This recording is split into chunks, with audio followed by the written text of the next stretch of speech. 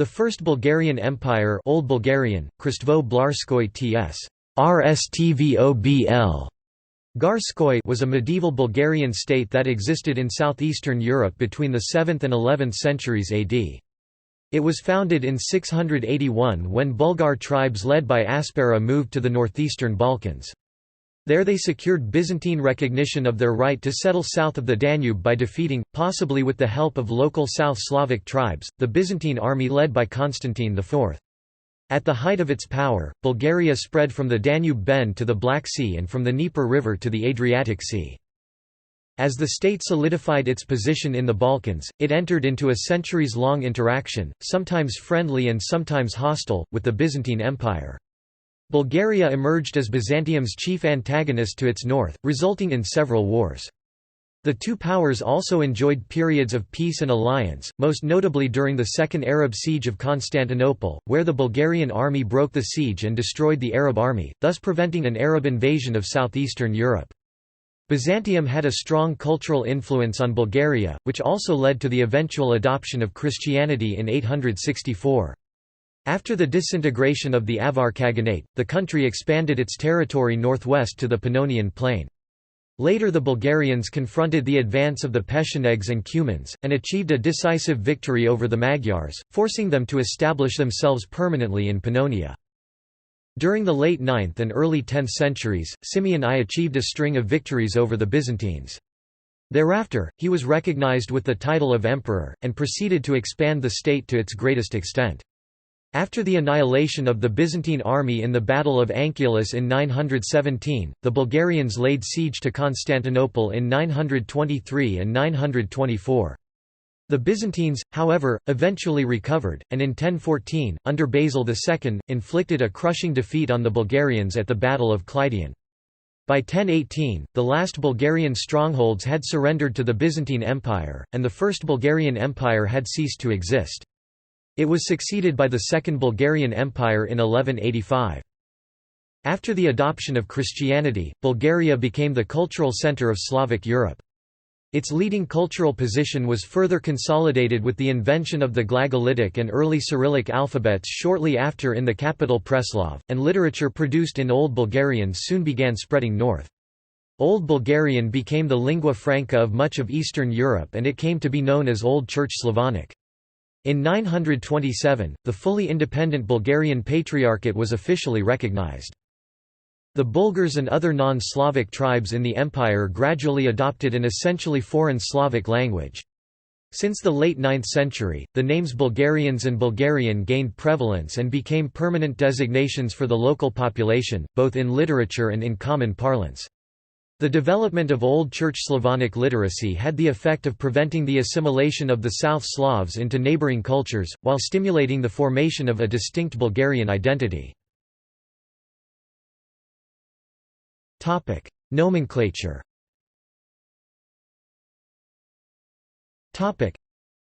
The First Bulgarian Empire became known simply as Bulgaria since its recognition by the Byzantine Empire in 681. Some historians use the terms Danube Bulgaria, First Bulgarian State, or First Bulgarian Tsardom Empire. Between 681 and 864 the country was also known as the Bulgarian Khanate, Danube Bulgarian Khanate, or Danube Bulgar Khanate in order to differentiate it from Volga Bulgaria, which emerged from another Bulgar group. During its early existence, the country was also called the Bulgar State or Bulgar Khaganate. Between 864 and 917–927, the country was known as the Principality of Bulgaria or Kняжество Bulgaria. In English-language sources, the country is often known as the Bulgarian Empire. Background.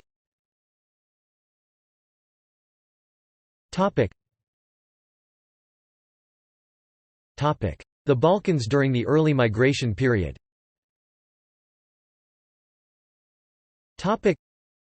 Parts of the eastern Balkan peninsula was in antiquity inhabited by the Thracians, who were a group of Proto-Indo-European tribes.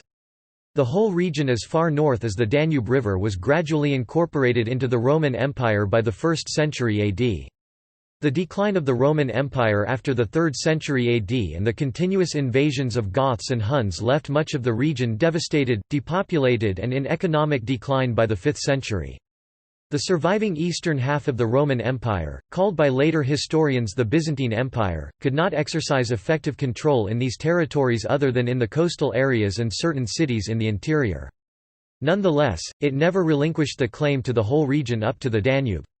A series of administrative, legislative, military and economic reforms somewhat improved the situation, but despite these reforms disorder continued in much of the Balkans. The reign of Emperor Justinian I r. 527–565 saw temporary recovery of control and reconstruction of a number of fortresses, but after his death the empire was unable to face the threat of the Slavs due to the significant reduction of revenue and manpower. Slavic migrations to the Balkans.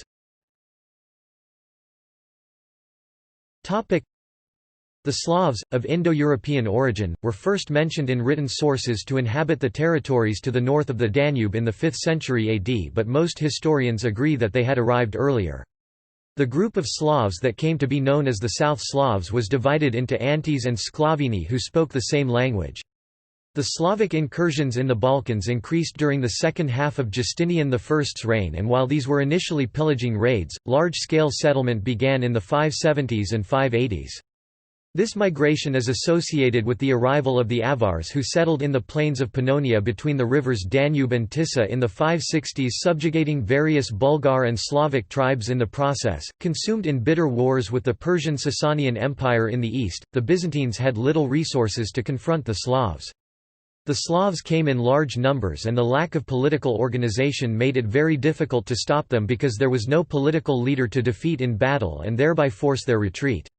As the wars with Persia persisted, the 610s and 620s saw a new and even larger migration wave with the Slavs penetrating further south into the Balkans, reaching Thessaly, Thrace and Peloponnese and raiding some islands in the Aegean Sea. The Byzantines held out Salonika and a number of coastal towns, but beyond these areas the imperial authority in the Balkans disappeared. The Bulgars. The Bulgars were semi-nomadic warrior tribes originating from Central Asia whose exact ethnic origin is controversial. They spoke a form of Turkic language, and during their migration westwards they absorbed other ethnic groups and cultural influences, including Hunnic, Iranian and Indo-European people. The Bulgars included the tribes of Onogars, Utigors and Kutrigars, among others. The first clear mention of the Bulgars in written sources dates from 480, when they served as the allies of the Byzantine Emperor Zeno r. 474–491 against the Ostrogoths, although an obscure reference to Zitsi ex quo Vulgars, with Zitsi being an offspring of biblical Shem, son of Noah, is in the chronography of 354. In the 490s the Kutrigars had moved west of the Black Sea while the Utigors inhabited the steppes to the east of them. In the first half of the 6th century the Bulgars occasionally raided the Byzantine Empire, but in the second half of the century the Kutrigars were subjugated by the Avar Khaganate and the Utigors came under the rule of the Western Turkic Khaganate. As the power of the Western Turks faded in the 600s the Avars reasserted their domination over the Bulgars. Between 630 and 635 Khan Kubrat of the Dulo clan managed to unite the main Bulgar tribes and to declare independence from the Avars, creating a powerful confederation called Old Great Bulgaria, also known as Patria Onogaria, between the Black Sea, the Sea of Azov and the Caucasus. Kubrat, who was baptized in Constantinople in 619, concluded an alliance with the Byzantine Emperor Heraclius r. 610–641 and the two countries remained in good relations until Kubrat's death between 650 and 663. Kubrat fought with the Khazars in the east, but after his demise Old Great Bulgaria disintegrated under strong Khazar pressure in 668 and his 5 sons parted with their followers. The eldest Batbayan remained in his homeland as Kubrat's successor and eventually became a Khazar vassal. The second brother Kotrag migrated to the Middle Volga region and founded Volga Bulgaria. The third brother Aspera led his people west to the lower Danube. The fourth one, Kuber, initially settled in Pannonia under Avar suzerainty but revolted and moved to the region of Macedonia, while the fifth brother Alsic settled in central Italy. History.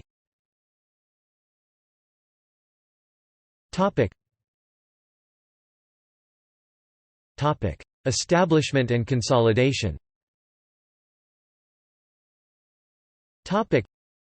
The Bulgars of Aspera moved westwards to what is now Bessarabia, subdued the territories to the north of the Danube in modern Wallachia, and established themselves in the Danube delta. In the 670s they crossed the Danube into Scythia Minor, nominally a Byzantine province, whose steppe grasslands and pastures were important for the large herd stocks of the Bulgars in addition to the grazing grounds to the west of the Dniester River already under their control. In 680 the Byzantine Emperor Constantine IV r.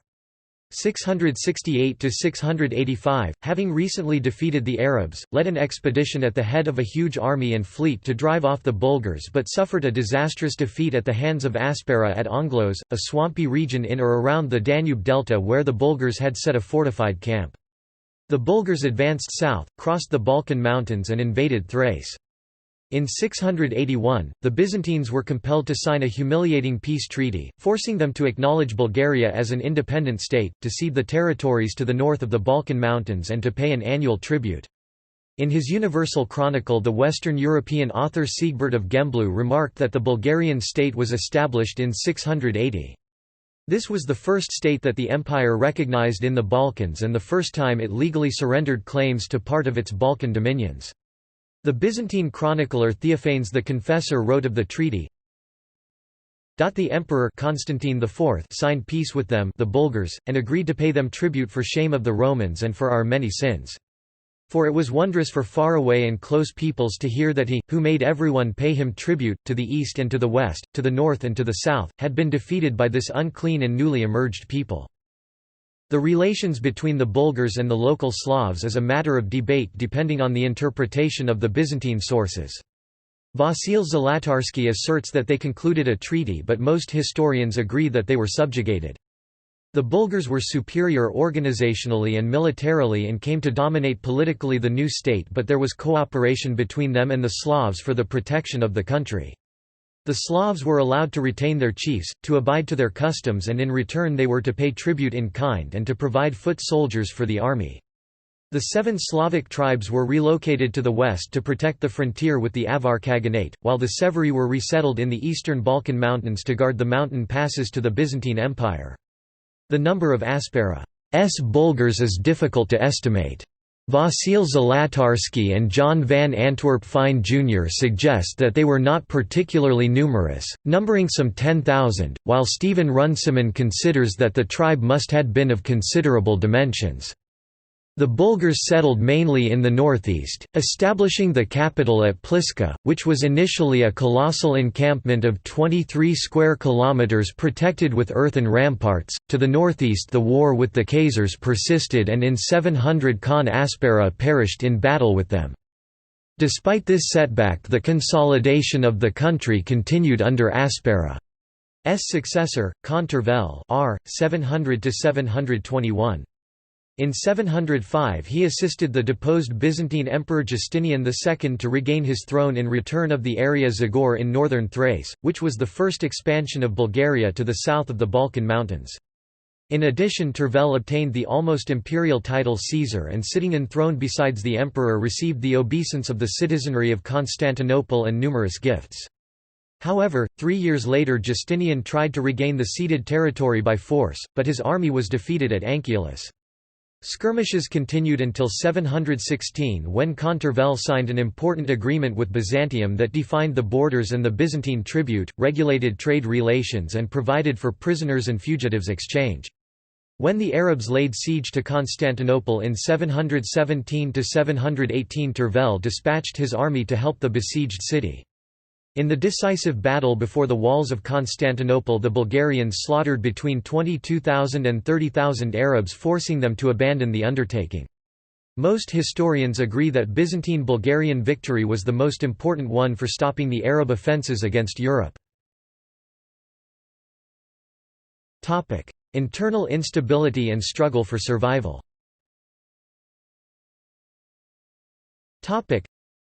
With the demise of Khan Sever r. 738–753, the ruling Dulo clan died out and the Khanate fell into a long political crisis during which the young country was on the verge of destruction. In just 15 years 7 Khans reigned, and all of them were murdered. The only surviving sources of this period are Byzantine and present only the Byzantine point of view of the ensuing political turmoil in Bulgaria. They describe two factions struggling for power, one that sought peaceful relations with the empire, which was dominant until 755, and one that favored war. These sources present the relations with the Byzantine Empire as the main issue in this internal struggle and do not mention the other reasons, which could have been more important for the Bulgarian elite. It is likely that the relationship between the politically dominant Bulgars and the more numerous Slavs was the main issue behind the struggle, but there is no evidence about the aims of the rival factions. Zlatarsky speculates that the old Bulgar military aristocracy was leaning towards war while other Bulgars supported by the majority of the Slavs were inclined for peace with Byzantium. The internal instability was used by the soldier emperor Constantine V r. 745–775, who launched 9 major campaigns aiming to eliminate Bulgaria. Having contained the Arab threat during the first part of his reign, Constantine V was able to concentrate his forces on Bulgaria after 755. He defeated the Bulgarians at Marseilles in 756, Anchialus in 763 and Brzezica in 774, but lost the Battle of the Rishki Pass in 759 in addition to hundreds of ships lost to storms in the Black Sea. The Byzantine military successes further deteriorated the crisis in Bulgaria but on the other hand rallied together many different fractions to resist the Byzantine advance in that period of political volatility and military setbacks, as shown at the Council of 766 when the nobility and the armed people denounced Khan Sabin with the words, "Thanks to you, the Romans will enslave Bulgaria." In 774 Khan Telerig r. 768–777 tricked Constantine V into revealing his spies at the Bulgarian court in Pliska and had them all executed. The next year Constantine V died during a retaliatory campaign against Bulgaria. Despite being able to defeat the Bulgarians several times, the Byzantines were able neither to conquer Bulgaria, nor to impose their suzerainty and a lasting peace, which is a testimony to the resilience, fighting skills and ideological coherence of the Bulgarian state. The devastation brought to the country by the 9 campaigns of Constantine V firmly rallied the Slavs behind the Bulgars and greatly increased the dislike of the Byzantines, turning Bulgaria into a hostile neighbour. The hostilities continued until 792 when Khan Kardam r. 777–803 achieved an important victory in the Battle of Marseilles, forcing the Byzantines once again to pay tribute to the Khans. As a result of the victory, the crisis was finally overcome, and Bulgaria entered the new century stable, stronger, and consolidated. Territorial expansion. During the reign of Khan Krum r. 803–814, Bulgaria doubled in size and expanded southward and to the northwest, occupying the lands along the Middle Danube and Transylvania.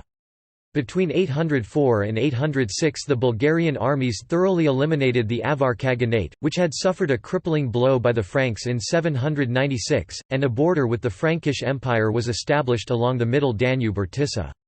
Prompted by the Byzantine moves to consolidate their hold on the Slavs in Macedonia and northern Greece and in response to a Byzantine raid against the country, the Bulgarians confronted the Byzantine Empire. In 808 they raided the valley of the Struma River, defeating a Byzantine army, and in 809 captured the important city Serdica, modern Sofia. In 811 the Byzantine Emperor Nicephorus I launched a massive offensive against Bulgaria, seized, plundered and burned down the capital Pliska, but on the way back the Byzantine army was decisively defeated in the Battle of the Varbitsa Pass.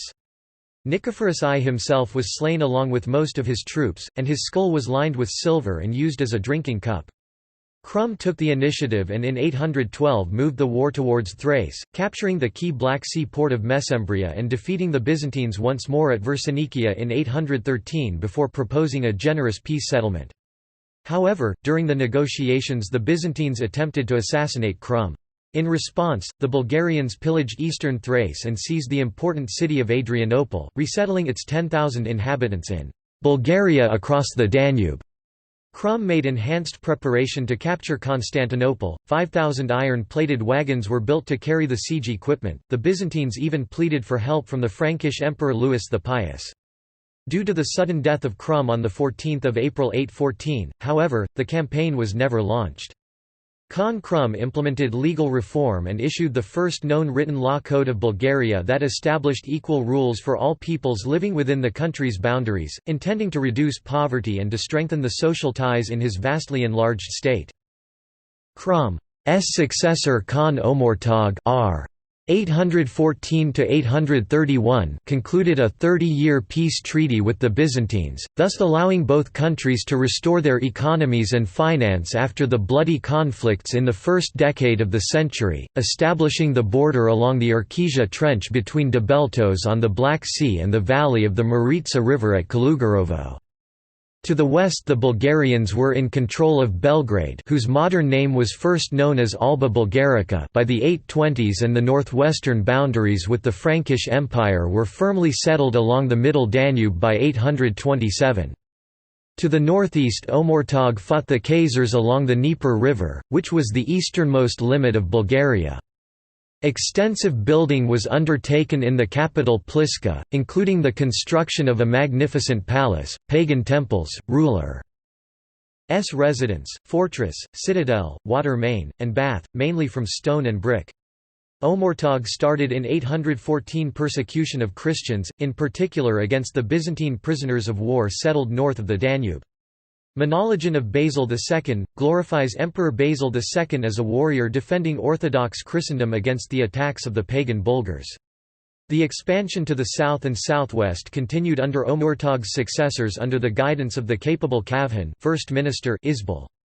During the short reign of Khan Malamir r. 831–836, the important city of Philippopolis Plovdiv was incorporated into the country. Under Khan Presian r. 836–852, the Bulgarians took most of Macedonia, and the borders of the country reached the Adriatic Sea near Valona and Aegean Sea. Byzantine historians do not mention any resistance against the Bulgarian expansion in Macedonia, leading to the conclusion that the expansion was largely peaceful. With this, Bulgaria had become the dominant power in the Balkans. The advances further west was blocked by the development of a new Slavic state under Byzantine patronage, the Principality of Serbia. Between 839 and 842 the Bulgarians waged war on the Serbs but did not make any progress. Historian Mark Wittau asserts that the claim for a Serb victory in that war in De Administrando Imperio was a wishful Byzantine thinking, but notes that any Serb submission to the Bulgarians went no further than the payment of tribute. The reign of Boris I r. 852–889 began with numerous setbacks. For 10 years the country fought against the Byzantine Empire, Eastern Francia, Great Moravia, the Croats and the Serbs, forming several unsuccessful alliances and changing sides. In August 863 there was a period of 40 days of earthquakes and there was a lean year, which caused famine throughout the country. To cap it all, there was an incursion of locusts. Yet, despite all military setbacks and natural disasters, the skillful diplomacy of Boris I prevented any territorial losses and kept the realm intact. In this complex international situation, Christianity had become attractive as a religion by the mid-9th century because it provided better opportunities for forging reliable alliances and diplomatic ties. Taking this into account, as well as a variety of internal factors, Boris I converted to Christianity in 864, assuming the title Nyas Prince. Taking advantage of the struggle between the papacy in Rome and the ecumenical patriarchate of Constantinople, Boris I brilliantly maneuvered to assert the independence of the newly established Bulgarian Church. To check the possibility of Byzantine interference in the internal matters of Bulgaria, he sponsored the disciples of the brothers Cyril and Methodius to create literature in Old Bulgarian language. Boris I dealt ruthlessly with the opposition to the Christianization of Bulgaria, crushing a revolt of the nobility in 866 and overthrowing his own son Vladimir r. 889–893 after he attempted to restore the traditional religion. In 893 he convened the Council of Preslav, where it was decided that the capital of Bulgaria was to be moved from Pliska to Preslav, the Byzantine clergy was to be banished from the country and replaced with Bulgarian clerics, and Old Bulgarian language was to replace the Greek in liturgy. Bulgaria was to become the principal threat for the stability and security of the Byzantine Empire in the 10th century. Golden Age. The decisions of the Council of Preslav brought an end to the Byzantine hopes to exert influence over the newly Christianized country. In 894 the Byzantines moved the Bulgarian market from Constantinople to Thessaloniki, affecting the commercial interests of Bulgaria and the principle of Byzantine-Bulgarian trade, regulated under the Treaty of 716 and later agreements on the most favored nation basis. The new prince, Simeon I r. 893–927, who came to be known as Simeon the Great, declared war and defeated the Byzantine army in Thrace. The Byzantines turned for aid to the Magyars, who at the time inhabited the steppes to the northeast of Bulgaria. The Magyars scored 2 victories over the Bulgarians and pillaged Dobrudza, but Simeon I allied with the Pechenegs further east, and in 895 the Bulgarian army inflicted a crushing defeat on the Magyars in the steppes along the southern Bug River. At the same time, the Pechenegs advanced westwards and prevented the Magyars from returning to their homeland. The blow was so heavy that the Magyars were forced to migrate west, eventually settling in the Pannonian Basin, where they eventually established the Kingdom of Hungary. In 896 the Byzantines were routed in the decisive Battle of Bulgarifygon and pleaded for peace that confirmed the Bulgarian domination on the Balkans, restored the status of Bulgaria as a most favored nation, abolished the commercial restrictions and obliged the Byzantine Empire to pay annual tribute. The peace treaty remained in force until 912, although Simeon I did violate it following the sack of Thessaloniki in 904, extracting further territorial concessions in Macedonia. In 913 the Byzantine Emperor Alexander provoked a bitter war after resolving to discontinue paying an annual tribute to Bulgaria. However, the military and ideological initiative was held by Simeon I, who was seeking casus belli to fulfill his ambition to be recognized as emperor in Bulgarian, Tsar, and to conquer Constantinople, creating a joint Bulgarian-Roman state. In 917, the Bulgarian army dealt a crushing defeat to the Byzantines at the Battle of Achelous, resulting in Bulgaria's total military supremacy in the Balkans.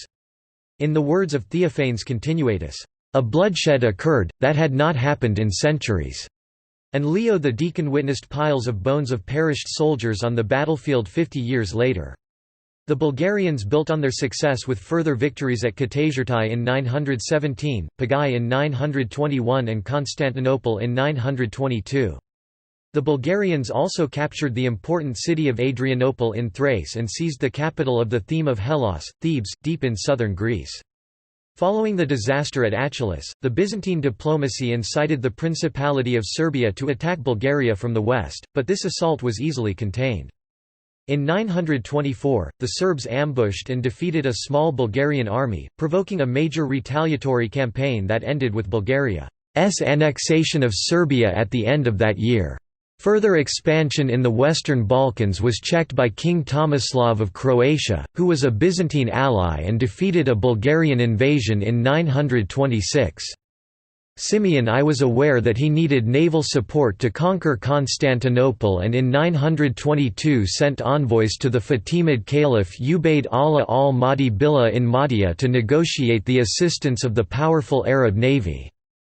The Caliph sent representatives to Bulgaria to arrange an alliance, but his emissaries were captured en route by the Byzantines near the Calabrian coast. The Byzantine Emperor Romanos I Lakapenos managed to avert a Bulgarian-Arab alliance by showering the Arabs with generous gifts. The war dragged on until Simeon I's death in May 927. By then Bulgaria controlled almost all Byzantine possessions in the Balkans, but without a fleet did not attempt to storm Constantinople. Both countries were exhausted by the huge military efforts that had taken a heavy toll on the population and economy. Simeon's successor Peter I r. 927–969 negotiated a favourable peace treaty. The Byzantines agreed to recognize him as Emperor of Bulgaria and the Bulgarian Orthodox Church as an independent patriarchate, as well as to pay an annual tribute. The peace was reinforced with a marriage between Peter and Romanos' granddaughter Irene Lekapine. This agreement ushered in a period of 40 years of peaceful relations between the two powers. During the first years of his reign, Peter I faced revolts by two of his three brothers, John in 928 and Michael in 930, but both were quelled. During most of his subsequent rule until 965, Peter I presided over a golden age of the Bulgarian state in a period of political consolidation, economic expansion and cultural activity. Decline and fall.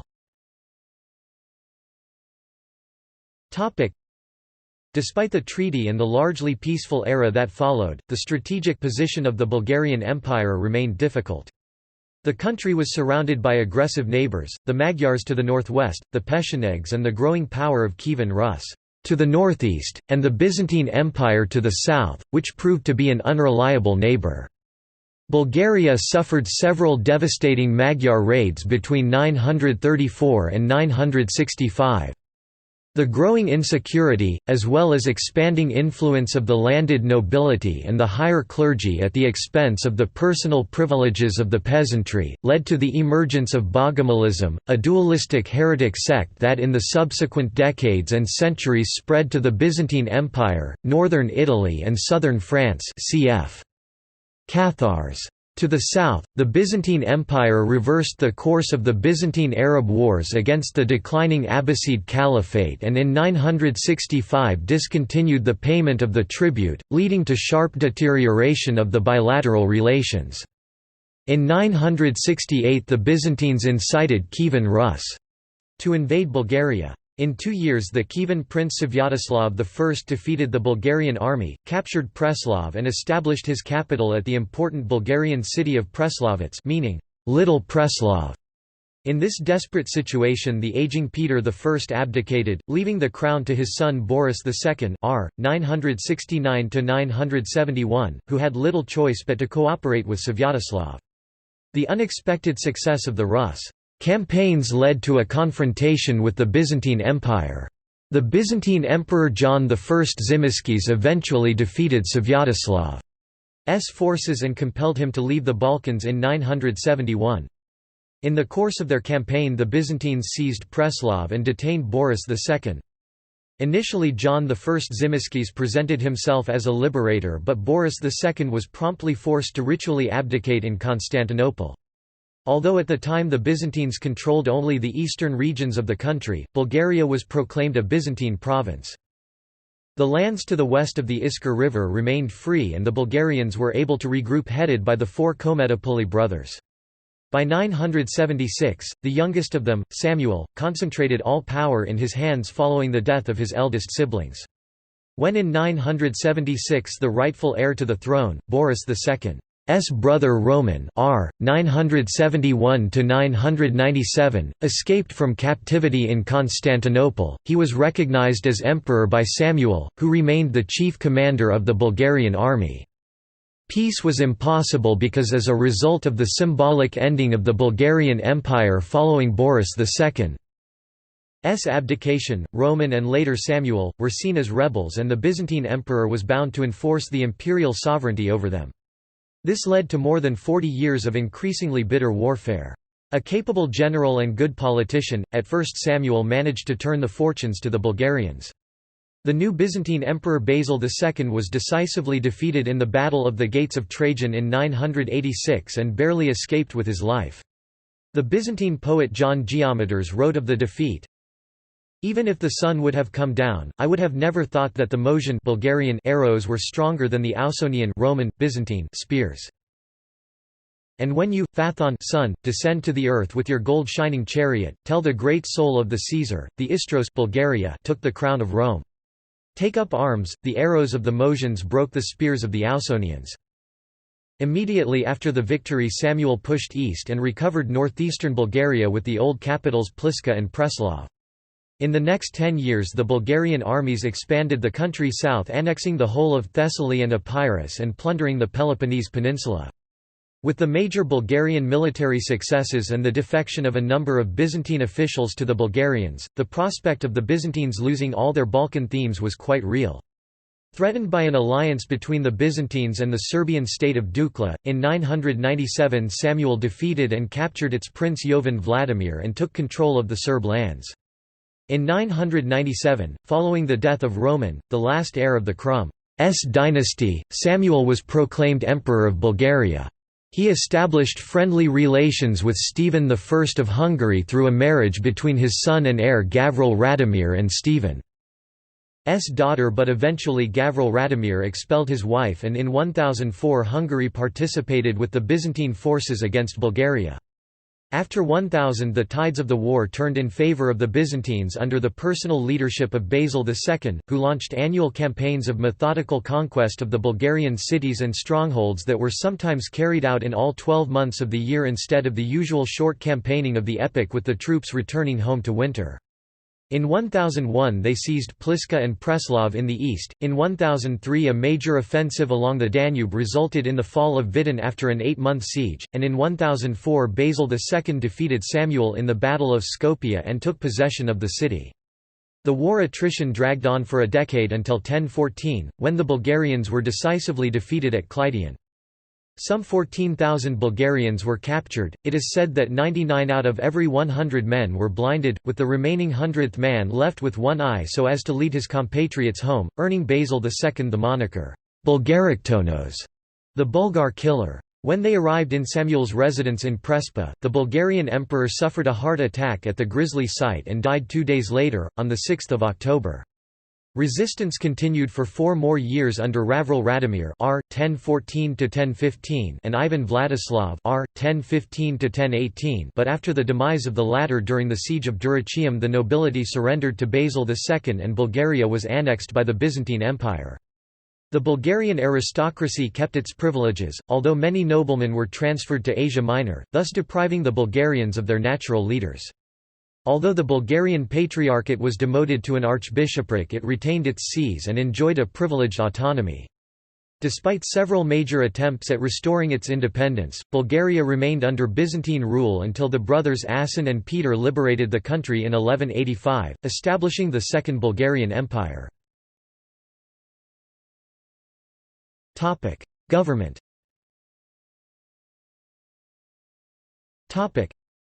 The First Bulgarian Empire was a hereditary monarchy. The monarch was responsible for the issues of peace and war. He was the commander-in-chief of the armed forces, a judge and a high priest in the pagan period. He guided the external policy of the country and could conclude treaties personally or through authorized emissaries. In the pagan period the title of the ruler was Khan. After 864 Boris I adopted the Slavic Nyas prince, and since 913 the Bulgarian monarchs were recognized as czars emperors. The authority of the Khan was limited by the leading noble families and the people's council. The people's council included the nobility, and the armed people was gathered to discuss issues of crucial importance for the state. A People's Council in 766 dethroned Khan Sabin because he was seeking peace with the Byzantines. According to the Old Bulgarian tradition the Khan was first among equals, and that was among the reasons for why Boris I decided to convert to Christianity, as the Christian monarch ruled by the grace of God. However, it should be noted that the divinity of the Bulgarian ruler, as well as his superiority over the Byzantine emperor, were already asserted by Khan Omurtag r. 814–831, as stated in the Chatalar inscription. The Kanasubiji Omurtag is a divine ruler in the land where he was born. May God Tangra grant that the divine ruler may press down the Byzantine emperor with his foot so long as the Ticha flows. The second most important post in Bulgaria after the monarch was the Kavhan, monopolized by the members of the tentatively known Kavhan family. The Kavhan had broad powers and commanded the left wing of the army, and at times the whole army. He could be a co-ruler or a regent during the minority of the monarch. The sources mention that Khan Malamir ruled together with Kavhan Isbal. Florida, 820s to 830s, and Kavhan Domitian is noted as an associate in the government of Gavril Radomir R. 1014–1015. The third highest ranking official was the Ichirgu Boila, who commanded the right wing of the army at war and might have had the role of a foreign minister. Under his direct command were 1,300 soldiers. Historian Veselin Bashevliev assumes that the post might have been created under the reign of Khan Krum r. 803–814, or earlier, in order to limit the power of the Kavhan. Although initially the Bulgarians did not have their own writing system, the presence of numerous stone inscriptions, mainly in Greek language, indicate the existence of a chancellery to the Khan that was probably organized in Byzantine manner. Part of the chancellery's staff might have been Greeks and even monks, despite the fact that the country was still pagan.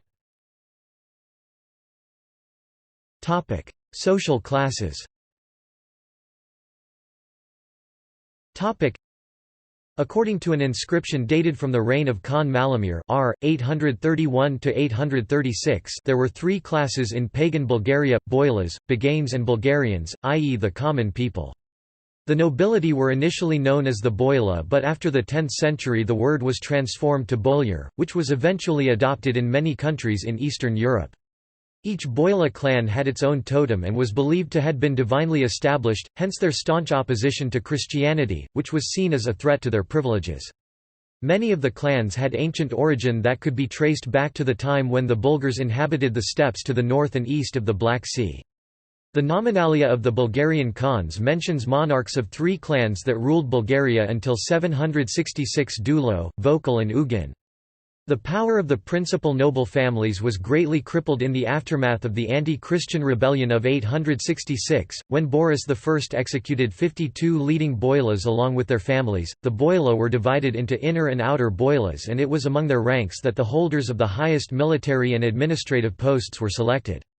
Most likely the outer boilas resided outside the capital, while the inner ones were member of the court under the direct influence of the monarch.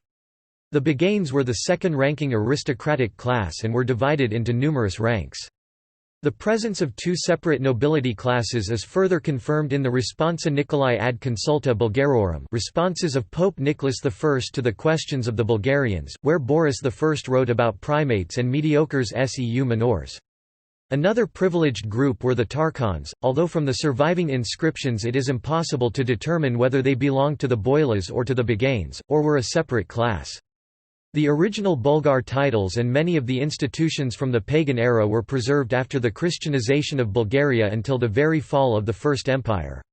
The beginning of the 9th century was marked with a process of incorporation of both Slavs and Byzantine Greeks in the ranks of the Bulgarian nobility and privileged classes, which increased the power of the monarch that had been previously curtailed by the leading Bulgar aristocratic families.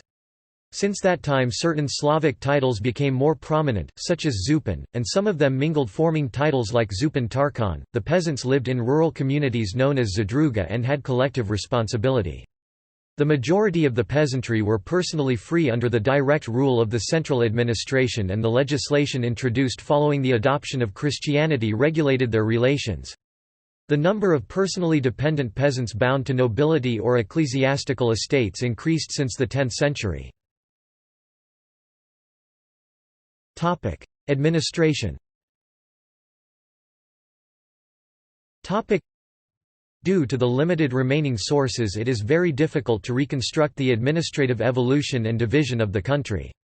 Initially the Slavic tribes retained their autonomy, but since the beginning of the 9th century commenced a process of centralization. As Bulgaria's territory steadily expanded, the measures against the tribal autonomy were deemed necessary in order to achieve more effective control and to prevent separatism. When in the 820s some Slavic tribes in western Bulgaria, the Timahani, Branichevtsi and Abodriti, sought overlordship from the Franks, Khan Omurtag replaced their chieftains with his own governors.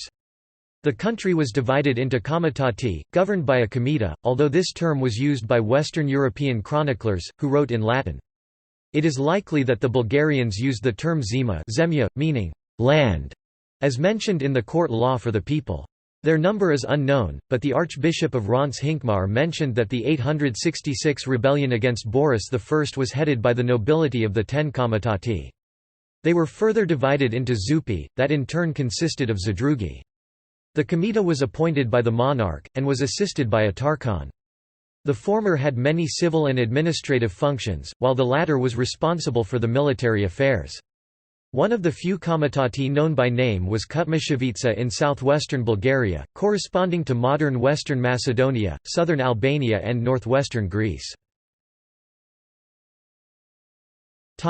Legislation. The first no-written Bulgarian law code was issued by Khan Krum at a papal council in the very beginning of the 9th century, but the text has not survived in its integrity and only certain items have been preserved in the 10th century Byzantine encyclopedia Suda. It prescribed death penalty for false oaths and false accusations and severe penalties for thieves and those who gave them shelter. The Suda also mentioned that the laws foresaw the uprooting of all vineyards as a measure against drunkenness, but this claim is refuted in the contemporary sources that indicate that after capturing Pliska in 811 the Byzantine Emperor Nicephorus I found large quantities of wine, and after the final Bulgarian victory Krum drank wine in the emperor's skull. Krum's legal code is seen by many historians as an attempt to centralize the state and to end the different element of the society by putting them under a single set of law. However, since the text is not preserved, its precise aims remain unknown. After the conversion to Christianity, Boris I was concerned with the legal matters and asked Pope Nicholas I to provide legal texts. Eventually, under his reign was compiled the Zakon Soudnij Ludum, Zakon Sudny Ljud, or the court law for the people, based heavily on the Byzantine Eklaga and Nomocanon, but adapted to the Bulgarian conditions and valid for the whole population of the country. It combined element of civil, criminal, canon and military law, as well as public and private law, and included substantive norms and procedural guidelines. The court law for the people dealt with combating paganism, testimony of witnesses, sexual morality, marital relations, distribution of war booty, etc. To eradicate the residual paganism, the law provided that a village that allowed performance of pagan rituals should be transferred along its whole land to the church, and should a rich landowner perform them, his lands were to be sold, and the revenue shared among the poor. Military.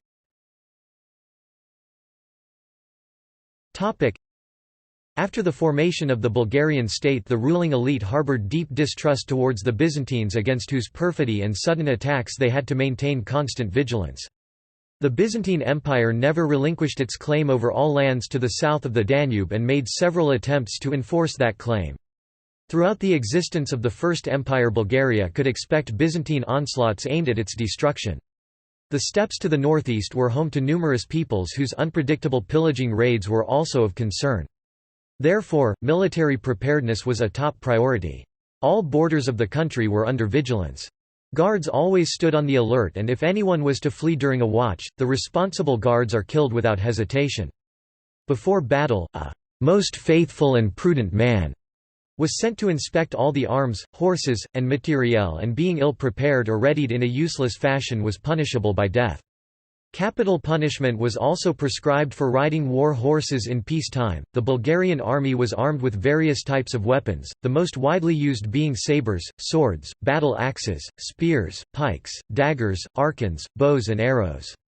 The soldiers were often trained to use both spears and bows. The Bulgarians wore helms, mails and shields for defense. The helms were usually cone-shaped, the shields were round and light.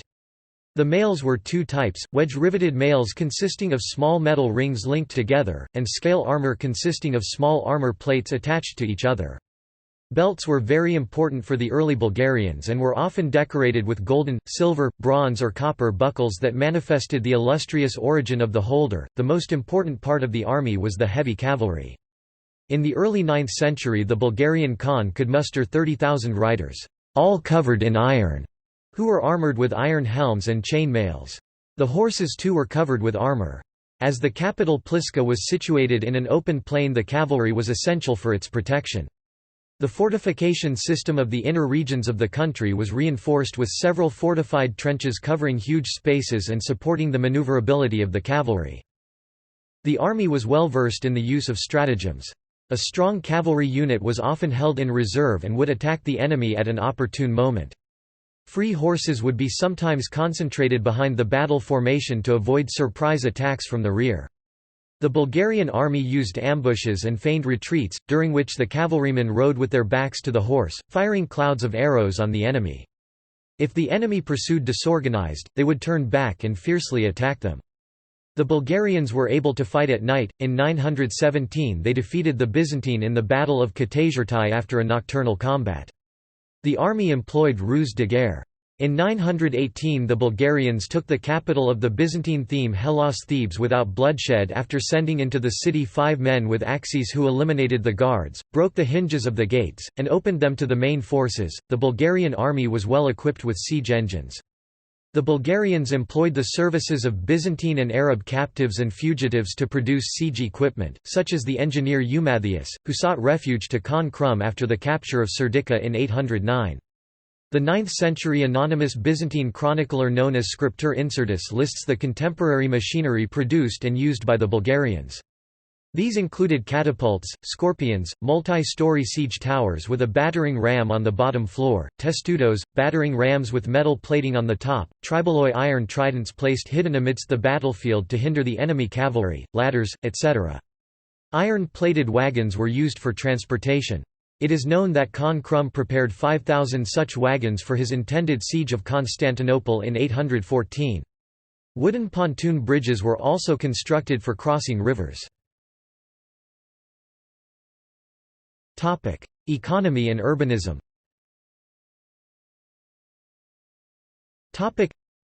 Agriculture was the most important sector of the economy, whose development was favored by the fertile soils of Moesia, Thrace, and partly, Macedonia. The land was divided into «lord's lands» and «village lands». The most widespread cereals were wheat, rye and millet that were the staple food for the populace. Other crops of significance were grapes, orchards, especially after the 9th century, and linen.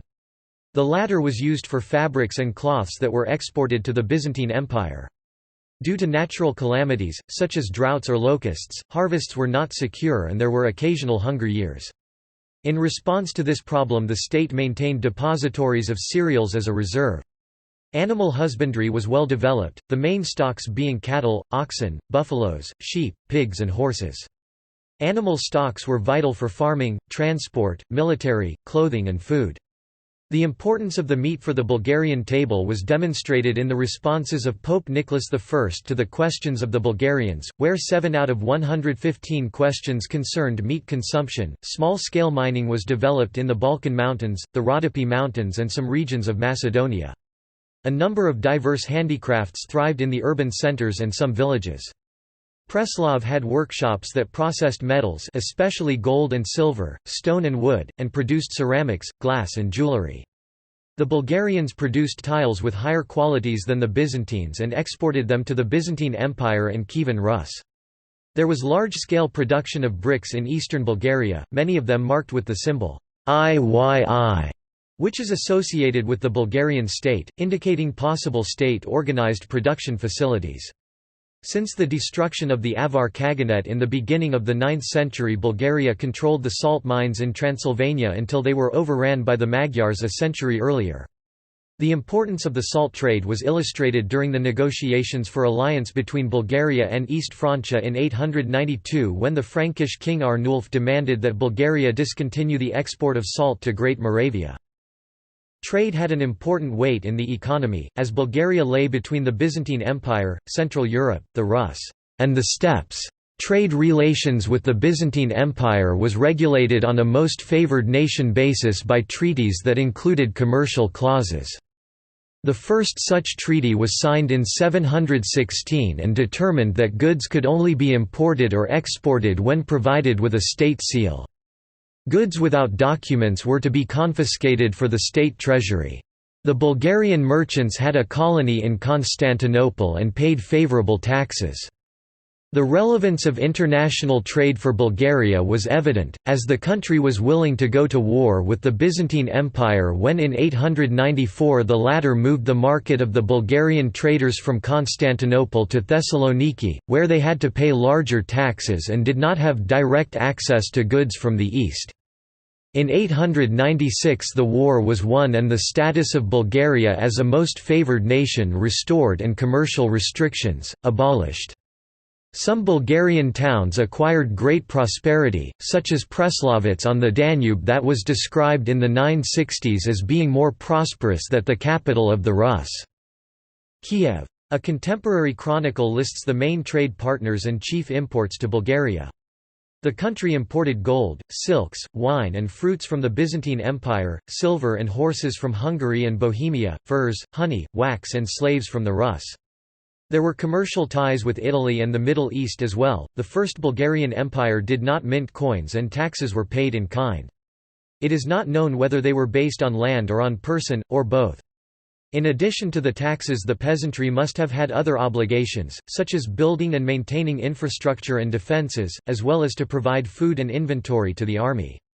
The Arab writer al-Masudi noted that instead of money the Bulgarians used cows and sheep to buy goods. The density of the network of towns was high.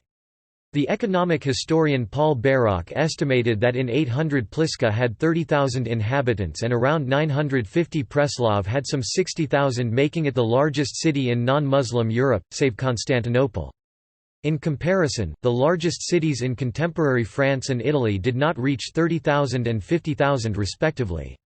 Alongside the two capitals existed other prominent urban centers that made Bulgaria the most urbanized region in Christian Europe at the time, along with Italy. According to contemporary chronicles, there were 80 towns only in the region of the lower Danube. Surviving sources list more than 100 settlements in the western areas of the empire where the Bulgarian Orthodox Church possessed properties.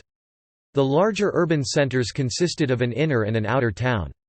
The inner town would be encircled with stone walls and had administrative and defense functions, while the outer town, usually unprotected, was the center of economic activities with markets, workshops, vineyards, gardens and dwellings for the populace.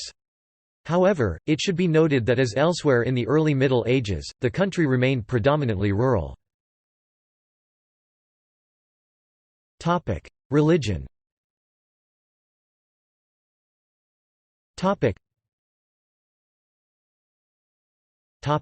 Pagan Bulgaria. In the first almost 2 centuries after its creation, the Bulgarian state remained pagan. The Bulgars and the Slavs continued to practice their indigenous religions. The Bulgar religion was monotheistic, linked to the cult to Tangra, the god of the sky.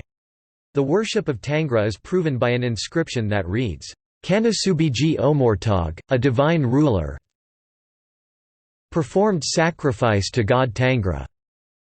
The ruling Khan had an important place in the religious life, he was the high priest and performed rituals. A large sanctuary dedicated to the cult of Tangra existed near the modern village of Madara. The Bulgars practiced shamanism, believed in magic and charms, and performed various rituals. Some of the rituals were described by the Byzantines after the "most Christian" ruler Leo V had to pour out water on the ground from a cup, to personally turn round horse saddles, to touch triple bridle, to lift grass high above the ground and to cut up dogs as witnesses during the ceremony of the signing of the Byzantine-Bulgarian Treaty of 815. The pouring of water was a reminder that if the oath is broken, blood would pour out. In the same sense can be explained the turning of the saddle, a warning that the violator would not be able to ride or would fall dead from his horse during battle. The triple bridle symbolized the toughness of the agreement, and the lifting of grass reminded that no grass would remain in the enemy country if the peace was broken. The sacrifice of dogs was a common custom among the Turkic peoples, which further strengthened the treaty. The Slavs worshipped numerous deities. The supreme god was Perun, the god of thunder and lightning. Perun was the only god mentioned, though not by name, by the first authoritative reference to the Slavic mythology in written history, the 6th-century Byzantine historian Procopius, who described the Slavs that settled south of the Danube. Procopius noted that they also worshipped rivers and believed in nymphs. A number of mythological beings from the Slavic pantheon have persisted in Bulgarian folklore to the present, such as Samodivas, Halas, Velas, Rusalkas, Slavic dragons, etc. During sacrifices the Slavs would perform divinations. After the adoption of Christianity, the worship of Perun merged with the cult of Saint Elijah. Christianity was practiced in Bulgaria throughout the whole pagan period. Its dissemination among the populace increased as a result of the successful wars of Khan Krum in the beginning of the 9th century. Krum employed many Byzantine Christians, Greeks, Armenians and Slavs, in his military and administration, some of them served as deputies of the Kavhan and the Ichirgu Boila. Tens of thousands Byzantines were resettled across Bulgaria, mainly beyond the Danube River to protect the northeastern borders, so that they could face non-Byzantines. Many of them, however, maintained clandestine links with the Byzantine court, which fueled the traditional distrust of the Bulgarian elite and resulted in a large-scale persecution of Christianity under the Khans Omurtag and Malamir. Omurtag and the nobility saw the Christians as Byzantine agents and felt that this religion, with its hierarchy based in Byzantium, was a threat to Bulgarian independence. There were some executions, including 2 of the 5 strategoi who served under Krum, Leo and John, the Metropolitan of Adrianople, the Bishop of Debeltos, etc. The list of the martyred Christians included Bulgar Asfar, Kuberg, and Slav names. The dismissive attitude of the Christians towards the pagans was insulting to the Bulgarian elite. In a conversation with a Byzantine Christian, Omurtag told him, "Do not humiliate our gods, for their power is great. As a proof, we who worship them, have conquered the whole Roman state." Yet, despite all measures, Christianity continued to spread, reaching the members of the Khan's own family. Omurtag's eldest son Enravoda, seen as pro-Christian, was disinherited and eventually converted to Christianity. After refusing to renounce his faith, he was executed by orders of his brother Malamir c. 833 and became the first Bulgarian saint. The attitude of the Bulgarian rulers to Christianity is seen in the Philippian inscription of Khan Presian. If someone seeks the truth, God watches. And if one lies, God watches. The Bulgarians did many good things to the Christians, the Byzantines, and the Christians forgot, but God watches. Christianization. By 863 Presian's successor Khan Boris I had decided to accept Christianity. The sources do not mention the reasons behind this decision, but there were several political rationales that he had considered. As Christianity was spreading further into Europe in the 9th century, the pagan countries found themselves encircled by Christian powers which could use religion as an acceptable excuse for aggression. Conversion, on the other hand, would establish the country as an equal international partner. There is evidence that Bulgaria did have contacts with the Muslim world as well, either directly or through Volga Bulgaria that had adopted Islam at about the same time, but the country was far away from any Muslim country that could be of any political benefit, and large part of the population had already been Christian. Furthermore, the Christian doctrine would cement the monarch's position high above the nobility as an autocrat, being ruler, "by the grace of God," and God's representative on earth. Moreover, Christianity presented excellent opportunity to firmly consolidate both Bulgars and Slavs in a single Bulgarian people under common religion. In 863 Boris I sought a mission from East Francia rather than from the Byzantine Empire. He had an alliance with the Eastern Franks since 860 and was aware that the larger distance between the two countries was an obstacle for them to yield direct influence on the future Bulgarian Church. He was fully aware that as a neighbour Byzantium would try to interfere with Bulgarian matters. Indeed, the Byzantine Empire was determined to place the Bulgarian Church under the jurisdiction of Ecumenical Patriarchate of Constantinople because it hoped it could serve as a leverage to influence the Bulgarian policies, and furthermore could not allow Bulgaria to become a military tool of the papacy that could potentially be employed by the Pope to enforce his wishes on the empire. Upon learning about Boris I's intentions, the Byzantine Emperor Michael III invaded Bulgaria. At the time, the Bulgarian army was engaged in warfare against Great Moravia to the northeast, and Boris I agreed to negotiate. The Byzantines' only demand was Boris I to adopt Christianity from Constantinople and to accept Byzantine clergy to evangelize the population. Boris I conceded and was baptized in 864, taking the name of his godfather, Emperor Michael. The highest posts in the newly established Bulgarian Church were held by Byzantines who preached in Greek language.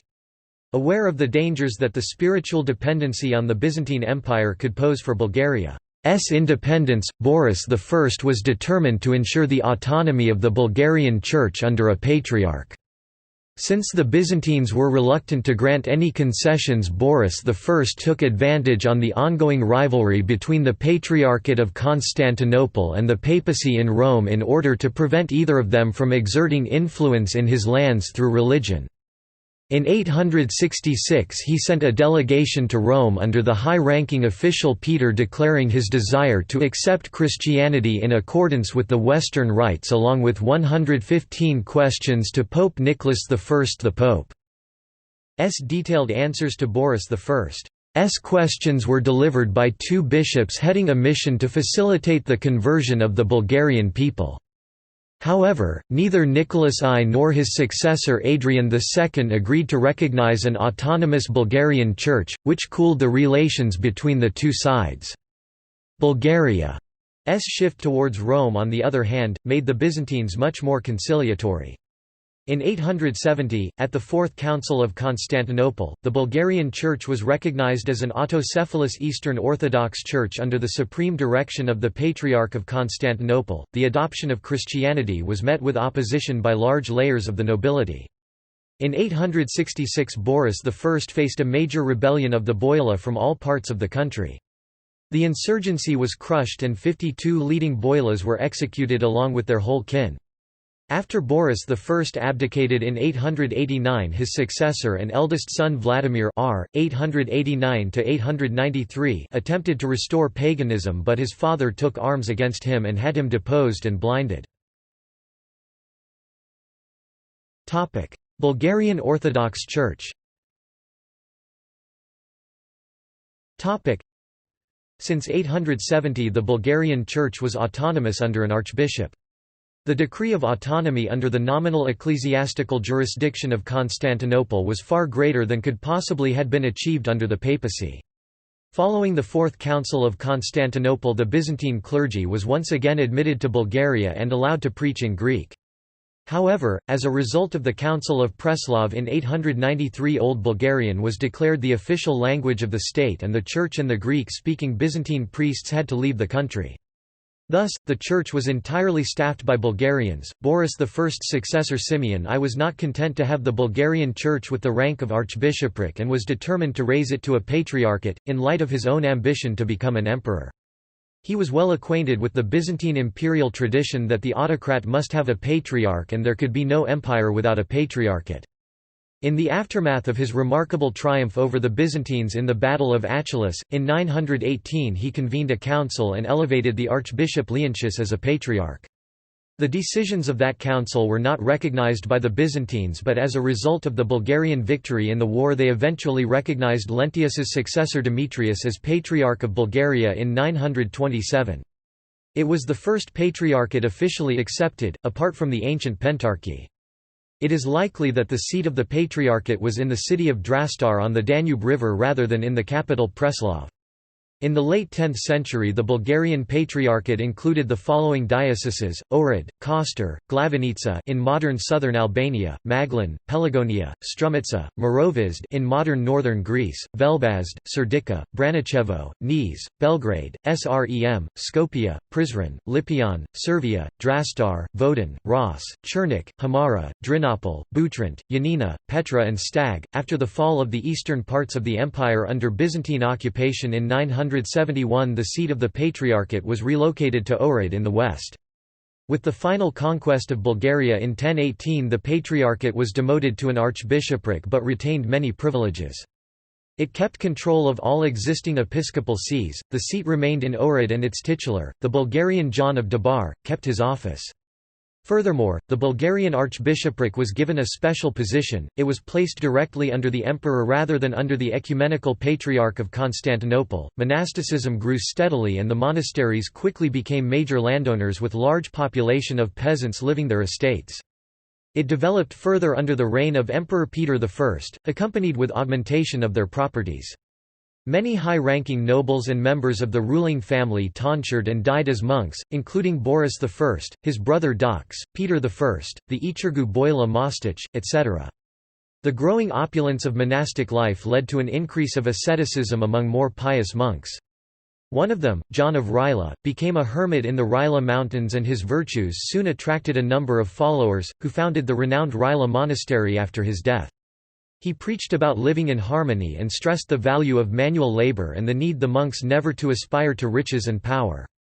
John of Rila was revered as a saint while he was still alive and eventually became patron of the Bulgarian people. In the 10th century, Bulgarian clerics established connections with the emerging Christian communities in the Rus'. Bulgaria seems to have been an established center from where the small number of Russian Christians obtained clergy and liturgical texts. As a result of the Sviatoslav's invasion of Bulgaria, many of his soldiers were influenced by Christianity and maintained that interest after their return. The connections between Bulgarians and Russians must be considered an important background to the official conversion to Christianity of Kievan Rus in 988. Bogomilism. During the reign of Emperor Peter I (r. 927–969) in Bulgaria arose a heretical movement known as Bogomilism. The heresy was named after its founder, the priest Bogomil, whose name can be translated as dear to God, Bog. The main sources about Bogomilism in Bulgaria come from a letter of the ecumenical patriarch Theophylact of Constantinople to Peter I c. 940, a treatise by Cosmas the priest c. 970, and the anti-Bogomil Council of Emperor Boril of Bulgaria 1211. Bogomilism was a neo-Gnostic and dualist sect that believed that God had two sons, Jesus Christ and Satan, that represented the two principles good and evil. God had created light and the invisible world, while Satan rebelled and created darkness, the material world and man. Therefore, they rejected marriage, reproduction, the Church, the Old Testament, the cross, etc. The Bogomils were divided into several categories, led by the perfecti, the perfect ones that never married, consumed no meat and wine and preached the gospel. Women too could become perfecti. The other two categories were the believers, who had to adopt and follow most of the Bogomil moral ethics, and the listeners, who were not required to change their lifestyle. The Bogomils were described by Cosmas as looking docile, modest and silent from the outside, but being hypocrites and ravenous wolves in the inside. The Bulgarian Orthodox Church condemned the teachings of Bogomilism, and members of the sect were persecuted by the state authorities as well, since the Bogomils preached civil disobedience because as anything earthly the state was considered to be linked with Satan. The sect could not be eradicated, and from Bulgaria it eventually spread to the rest of the Balkans, the Byzantine Empire, southern France and northern Italy. In certain regions of Western Europe the heresy flourished under different names, Cathars, Albigensians, Patarins, until the 14th century. Formation of Bulgarian nationality. The Bulgarian state existed before the formation of the Bulgarian people. Prior to the establishment of the Bulgarian state, the Slavs had mingled with the native Thracian population. The population and the density of the settlements increased after 681, and the differences between the individual Slavic tribes gradually disappeared as communications became regular between the regions of the country. By the second half of the 9th century, Bulgars and Slavs had lived together for almost 2 centuries, and the more numerous Slavs were on the way to assimilate the Bulgars. Many Bulgars had already started to use the Slavic Old Bulgarian language, while the Turkic Bulgar language gradually died out, leaving only certain words and terms. The Christianization of Bulgaria and the establishment of Old Bulgarian as a language of the state and the Church under Boris I further accelerated that process and were the main means to bind together Bulgars and Slavs and to make the Slavs of Macedonia and the other reaches of the country into Bulgarians. The new religion dealt a crushing blow on the privileges of the old Bulgar aristocracy, and furthermore by that time many Bulgars were presumably speaking Slavic.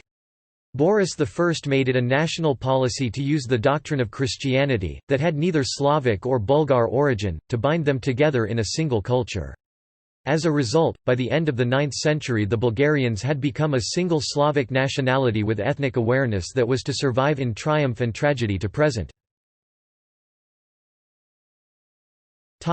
Culture.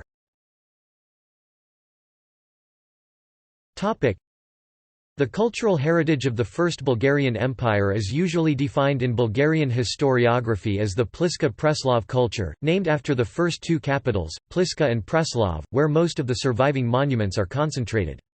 Many monuments of that period have been found around Madara, Shumen, Novi Pazar, the village of Han Krum in northeastern Bulgaria, as well in the territory of modern Romania, where Romanian archaeologists called it the Dridu culture. Remains left by the First Empire have also been discovered in southern Bessarabia, now divided between Ukraine and Moldova, as well as in modern Republic of Macedonia, Albania and Greece. A treatise of the 10th-century Bulgarian cleric and writer Cosmas the Priest describes a wealthy, book-owning and monastery-building Bulgarian elite, and the preserved material evidence suggests a prosperous and settled picture of Bulgaria. Architecture.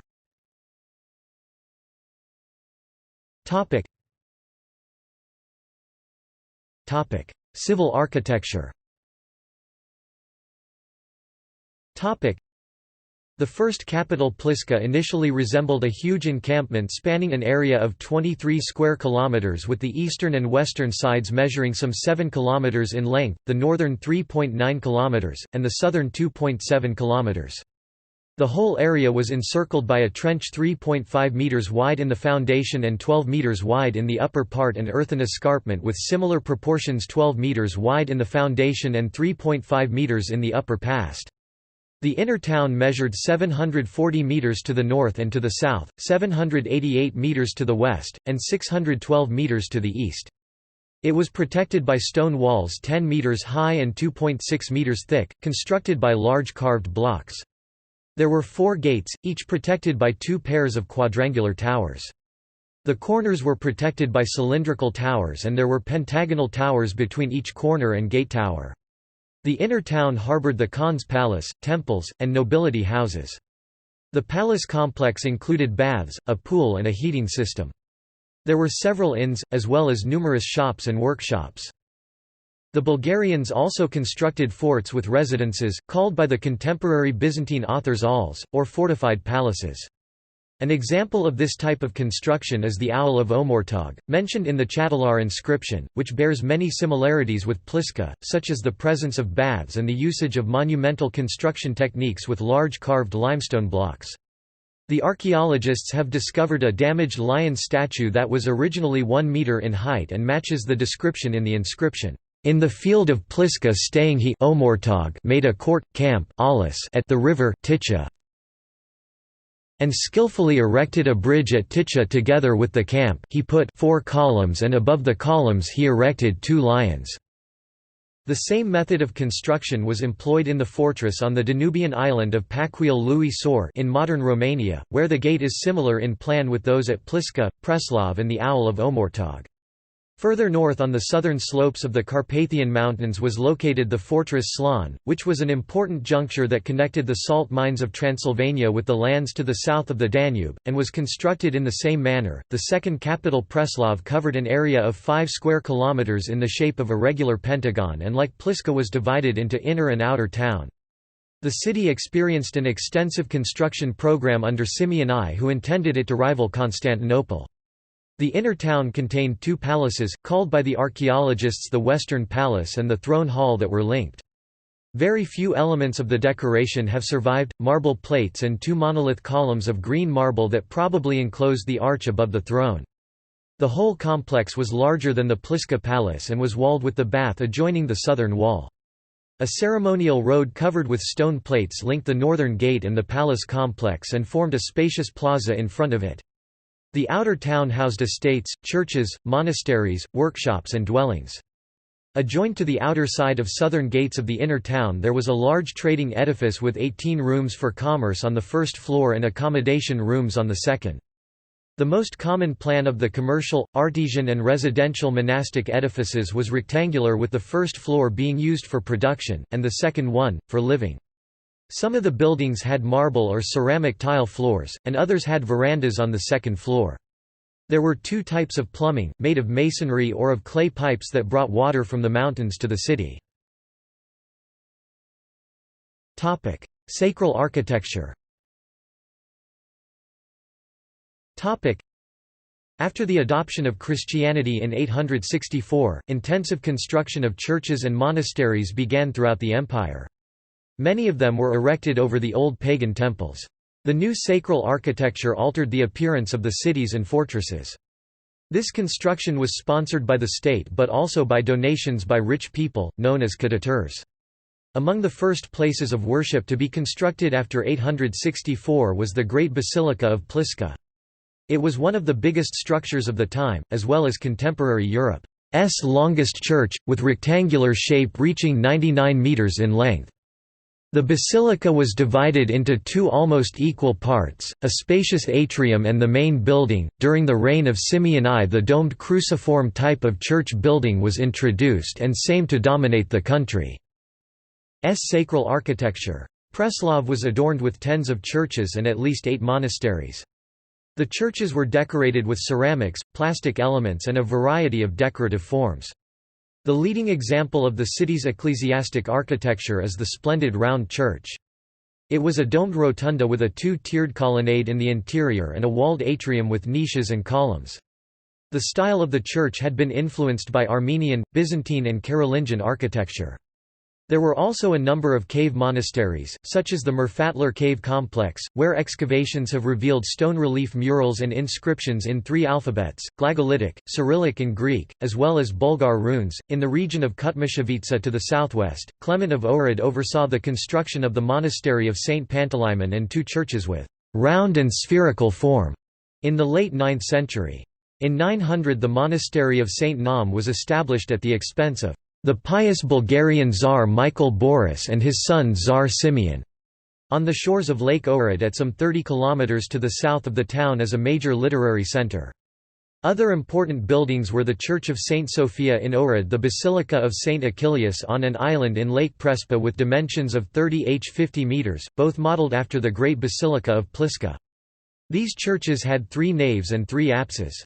Preserved edifices from that period that provide evidence of the rich and settled Bulgarian culture at the time include 3 small churches dated from the late 9th or early 10th centuries in Koster and the church in the village of German, both in modern Greece.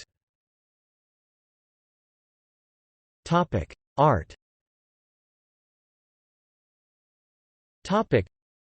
The most representative surviving art monument is the Madara Rider, a large relief carving commissioned by Khan Tervel following his triumph in 705. It is the only relief of its kind, having no parallel in Europe. The relief depicts a composition of a horseman, a lion and a dog at 23 meters above ground level in an almost vertical 100 meters high cliff of the Madara Plateau. All figures are in motion. The rider, facing right, is thrusting a spear into the lion lying at his horse's feet, and on the left the dog is running after the horseman. The carving of the horseman halo, garments, as well the bird in front of the horseman face, are barely recognizable due to the erosion and bad condition of the monument. The Madara rider was included in the UNESCO World Heritage List in 1979. The meaning and symbolism of the depiction is uncertain, as well its actual masonry tradition and cultural source. The origin of the relief is connected with the Bulgar ethnogenesis, the semi-nomadic equestrian warrior culture from the Eurasian steppe. The Madara rider bears resemblance to the Persian Sasanian rock relief tradition. The hero horseman is also a common character of Turco-Altaic and Alanic mythology. It is sometimes considered that the horseman represents or is related to the Bulgar deity Tangra, while Russian philologist Vladimir Toporov related it to the Iranian deity Mithra. Some considered it an example of the Thracian horseman, a recurring motif of a deity in the form of a horseman in the Paleo-Balkanic mythology. Sculpture and stone carving were well developed to supply the demand for public and sacral buildings. Many details of marble carving have been excavated in Preslav. The decoration included animals such as griffins, rabbits and birds, as well as vegetative elements, most often palmettes and grape leaves, and geometric motifs. There were also 3-dimensional animal figures discovered in Church No. 1 in Preslav, including heads of lions and lionesses. Ceramics. The main sources for Bulgarian domestic use-oriented pottery are the necropolis at Novi Pazar, Devnya, and Varna. The vessels were made with a potter's wheel, unlike Slavic practice. Since the 9th century 2-story ovens were used for the annealing of the pottery. The shape and decoration of the early Bulgarian pottery was similar to that found in northern Caucasus, the Crimea, and the shores of the Sea of Azov. The growing exchange with the Byzantine Empire following the adoption of Christianity led to an increase in the shapes and decorations of the Bulgarian pottery that was unprecedented in the Slavic world. One of the most famous features of the Pliska Preslav culture was the decoration of palaces and churches with lacquered ceramic plates, which may indicate a Near Eastern Arabic influence. They were produced of white clay, known also as kaolin. In the 10th century the ceramic workshops in and around Preslav produced high-quality ceramic tiles in the so-called Preslav style that were widely used in monumental construction projects and were also exported abroad. Many of them were marked with Cyrillic or Glagolitic letters on the rear side. Archaeologists have discovered tile of that style in Kiev, showing Bulgarian influences in Russia. The ceramic plates were painted mostly to include geometric or vegetative elements and sometimes birds. Some had depictions of the Virgin, saints and apostles, both in full figures, portraits and medallions. Due to the destruction of Pliska and Preslav, only fragments and details of the ceramic decoration have survived. Among the most notable of those is the well-preserved, 20-tile icon of Saint Theodore, found in the ruins of the Patlina monastery of Saint Panteleimon in the outskirts of Preslav, which was the site of one of the workshops. The extensive use of ceramic decoration in Preslav and the nearby churches and monasteries most probably predates its widespread use in Constantinople. Literature.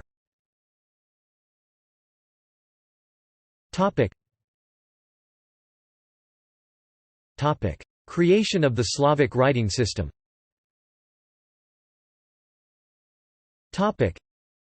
Although the Boris I had succeeded in securing an autonomous church, the higher clergy and theological books were still Greek, which impeded the efforts to convert the populace to the new religion. Between 860 and 863 the Byzantine monks Saints Cyril and Methodius created the Glagolitic alphabet, the first Slavic alphabet by order of the Byzantine emperor, who aimed to convert Great Moravia to Orthodox Christianity. The language they used was called by later historians Old Church Slavonic and was based on the local Slavic dialect spoken in the region of Thessaloniki, hence it is also known as Old Bulgarian.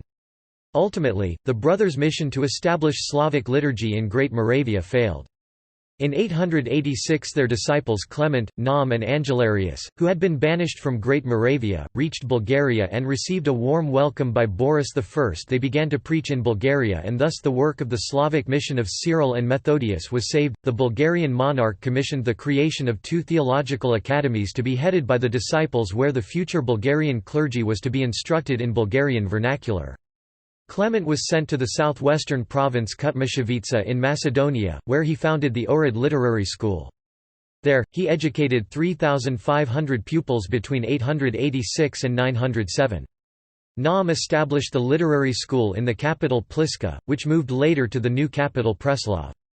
Eventually, Naum too was sent to Ohrid. The rationale to center the literary activities far away from the capital was that at the time a Byzantine archbishop still resided in Pliska. In the late 9th or the early 10th century the Cyrillic script was created at the Preslav Literary School. It was based on the Greek letters and included a number of original ones for sounds that were non-existent in Greek, adding 14 letters to the existing 24 Greek ones. In the next few decades the new script replaced the Glagolitic alphabet in Bulgaria and eventually spread in the whole Eastern Orthodox Slavic world. Today more than 250 million people in Eurasia use it as the official alphabet for their national languages. Literary activities. The development of Old Church Slavonic literacy had the effect of preventing the assimilation of the South Slavs into neighboring cultures, while stimulating the formation of the distinct Bulgarian identity. Initially translation from Byzantine Greek of texts on theology, history and geography was a priority. Literary activities flourished during the reign of Simeon I, who had personal interest in literature. He gathered many scholars in the court who translated an enormous number of books from Greek and wrote many new works. Among the most prominent figures were Constantine of Preslav, John the Exarch and Chernorizets Rabber, who is believed by some historians to have been Simeon I himself. They wrote hagiographies, panegyrics, ecolalia, poetry, liturgical hymns, treatises on church music, etc. One of the first original works was on the letters O Pismen by Chernorizets Rabber, where he defended the Cyrillic alphabet against its Byzantine Greek critics and proved not only its right to existence but also its superiority to the Greek alphabet, arguing that the Greek letters were neither the oldest known to man, nor divine. In the form of rhetoric, questions and answers on the letters demonstrated excellent historic and linguistic knowledge of Chernorizets Rabber, as he indicated that God did not first create the Hebrew or the Greek language, but Syrian which Adam spoke, and underlined that, before then the Greeks had no alphabet of their own but wrote their speech with Phoenician letters. Constantine of Preslav and John the Exarch combined translated and adapted Byzantine works with original texts. The latter compiled the Shestodnev Hexameron that included valuable first-hand evidence about the Bulgarian Empire under Simeon I. Constantine of Preslav's didactic gospel was the first systematic work treating sermons in Slavic literature that also featured the poetic preface Azbukna Molitva alphabet prayer, the first original poetry in Bulgarian language. Later, Cosmas the priest wrote the anti-Bogomil treatise Sermon Against the Heretics, which apart from the theological arguments contained criticism on the contemporary Bulgarian society, with particular attention to religious and social issues. Apart from the official literature, apocryphal texts were also written and received impetus after the second half of the 10th century, as imperial patronage ceased during the Byzantine conquest and subsequent Byzantine rule in Bulgaria. One such work expressing the Bulgarian aspirations and fears was Tale of the Cross Tree by Jeremiah the priest, that was considered heretical and was banned by the Orthodox Church. The flourishing literary activity and the experimentation with various genres developed the style, flexibility and expressiveness of the language. The literature produced in the Old Bulgarian language soon spread north and became the lingua franca of the Balkans and Eastern Europe. Bulgarian scholars and works influenced most of the Slavic world, including Kievan Rus. Medieval Serbia, and medieval Croatia, as well as the non-Slavic medieval Wallachia and Moldavia. This thriving activity came to an abrupt end with the Byzantine conquest of Bulgaria.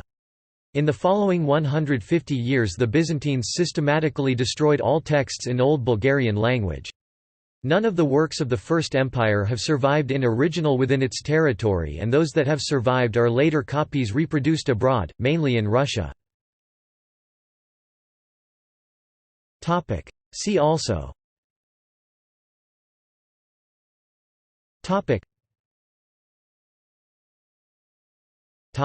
Notes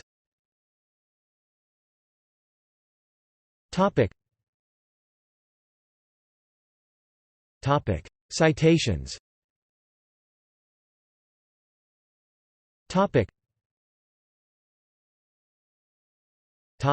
Sources.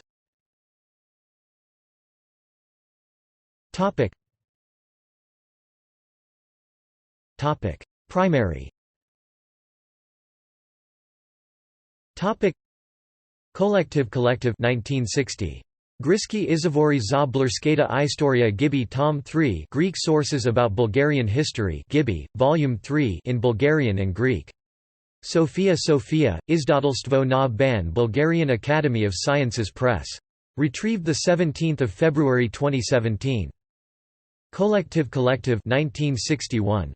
Griski Izvori za Bulgarska Istoria Gibi Tom IV Greek Sources About Bulgarian History Gibi, Volume 4 in Bulgarian and Greek. Sofia, Izdatelstvo na Ban Bulgarian Academy of Sciences Press. Retrieved 17 February 2017.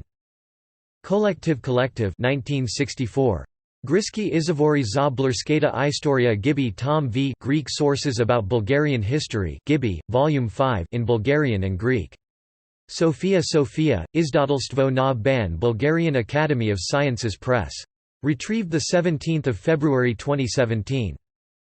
Collective 1965.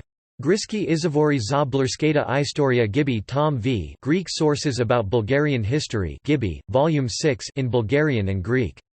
Sofia, Izdatelstvo na Ban Bulgarian Academy of Sciences Press. Retrieved 17 February 2017. Collective 1965. Latinsky Izvori za Bulgarska Istoria Gibi Tom 3 Latin Sources About Bulgarian History Gibi, Volume 3 in Bulgarian and Latin. Sofia, Izdatelstvo na Ban Bulgarian Academy of Sciences Press. Retrieved 17 February 2017. Secondary.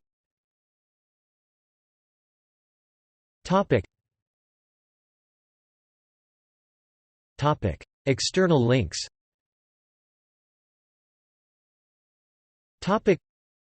Media related to First Bulgarian Empire at Wikimedia Commons